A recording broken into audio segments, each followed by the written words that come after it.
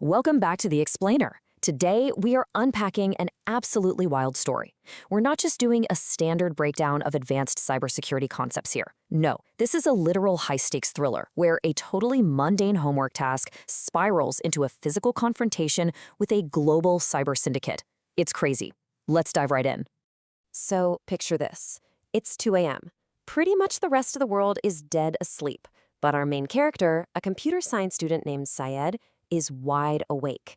He's just trying to finish up his homework, casually running some diagnostic scripts on his machine. Just regular student stuff, right?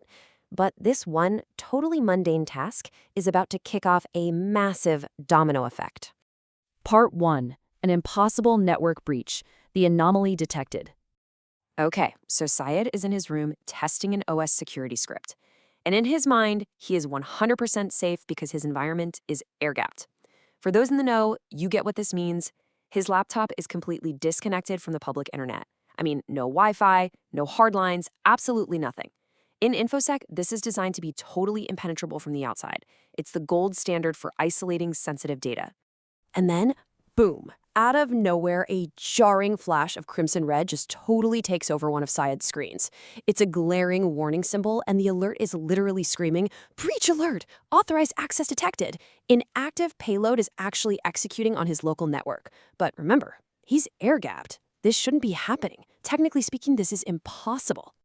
You can just feel Syed's total disbelief in this moment. Code is literally flying across his monitors while he's furiously typing commands. He realizes super quickly this isn't some quirky simulation test for his homework. It's a real, active threat.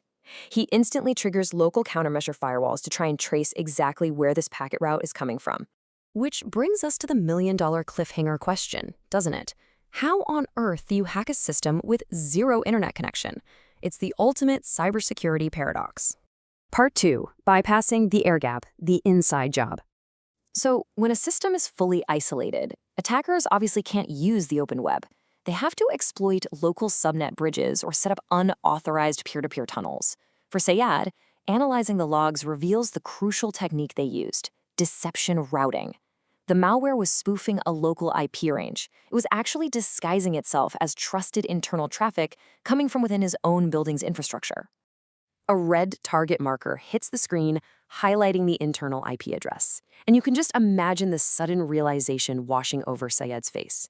The horror here isn't just that he's being hacked. It's that classic movie trope. The call is coming from inside the house. The threat is literally originating from inside his physical network environment. Syed instantly springs into rapid troubleshooting mode. He analyzes the logs, pinpoints that spoofed internal IP, and realizes he has to physically sever the connection. He looks under his desk and spots this old, forgotten desktop tower just sitting there. That dusty, ignored machine was acting as a physical secondary bridge. It was the back door allowing the malware to jump the air gap. And then he looks at his smartphone and sees a terrifying progress bar.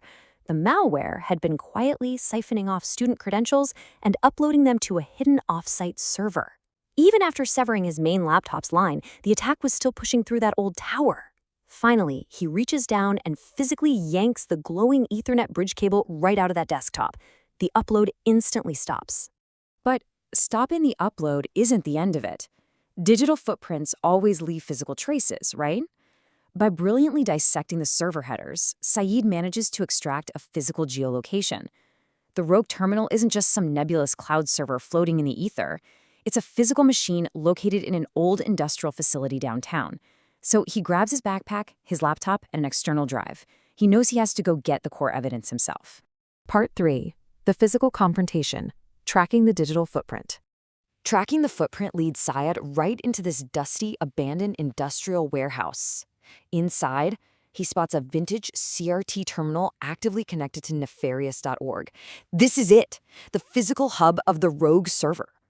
But he isn't alone. A hooded figure, this shadow operative, is lurking just behind the server rack. Suddenly, this large, heavy-set guy in a black suit, the enforcer, steps out and completely blocks the exit doorway.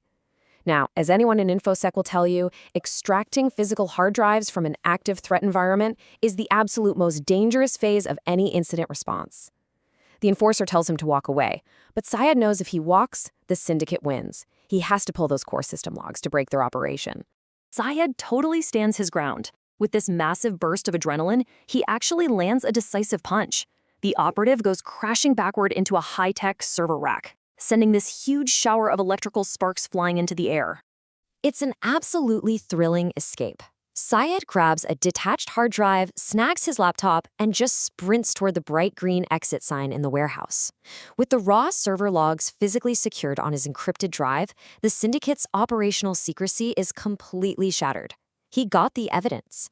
Part 4. Lessons in Complete Security. Back in his apartment, morning sunlight streaming in, his laptop displays the ultimate success message: data recovery complete, evidence submitted to Cybercrimes Division. A single student, literally just trying to test an OS security script for his homework, ended up shutting down a global cybercrime network. Homework turned in, system fully secured. You love to see it. So what do we actually learn from all this? This story brilliantly illustrates 3 core lessons for us.